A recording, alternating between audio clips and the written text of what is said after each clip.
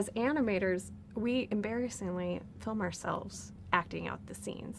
When I think about animation, new characters, things in the development, what is the process like to give them their telltale sort of signature moves or signs? Like, you know, the foot tap, for example, or how Gary moves in a certain way. How do you decide and formulate that?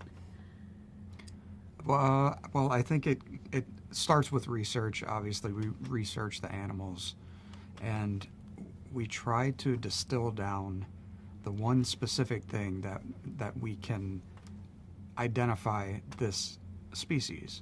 And we just pepper that in, but it's also a lot of testing and a lot of amazing artists just kind of throwing like spaghetti against the wall and seeing what sticks. And we kind of take the best from all the testing and experimenting that we do early on, and just kind of slowly develops. So with a character like Nibbles, who's a conspiracy theorist and has a certain cadence in delivery, when you're animating things like that, are there certain areas that you concentrate? Is there something that you steal from the voice artist to interpret or tie it in, or is it just purely from your research? It's everything. So it's kind of threefold. We're definitely watching the voice actors in the studio and taking cues on little things, little personality traits, movements that they may be doing behind the microphone that we think, oh, that could be really cool to incorporate into this character. Obviously, the animal research, whatever we can do to make sure that that animal still comes, it makes you believe that that animal is evolved to walk around on two legs and wear clothes and all of that stuff, but you still believe it's really that animal. And then as animators, we embarrassingly film ourselves acting out the scenes. And so a lot of times, little quirks and traits that each of us may do may find their way into the character or into that scene. So it's kind of combining all those three sources.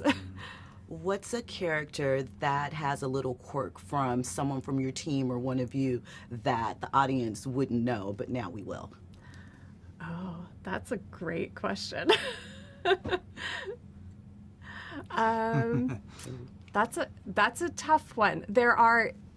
It's one of those things that when we watch the film, there are certain expressions that like we will laugh at because we're like, oh, that's so Tony, or that's so, Amy, or one of these other animators. And so sometimes it's just the way they, I think of Andrew Lawson. Mm-hmm. Sometimes the way the character speaks with the dialogue, it's like, oh, I see Andrew in that performance. Yeah, I mean, the animators, we still have mirrors at our desks, and the animator, make an expression or do something with their face as they're animating, and somehow that translates onto the character. And, being so close and familiar with that whole animation team, we're like, I can see that person in the character. I love that. So, last question. Kids are kind of experts in I'm stuttering over my words. Kids are experts in the continuity, right? Mm-hmm. I still jacked it up. It's okay. What is a little ear flick, a little tail move that viewers will be rewarded from repeat watches of the movie? Because we're going to watch it a million times. I think that there's so many more characters and animals in the second Zootopia.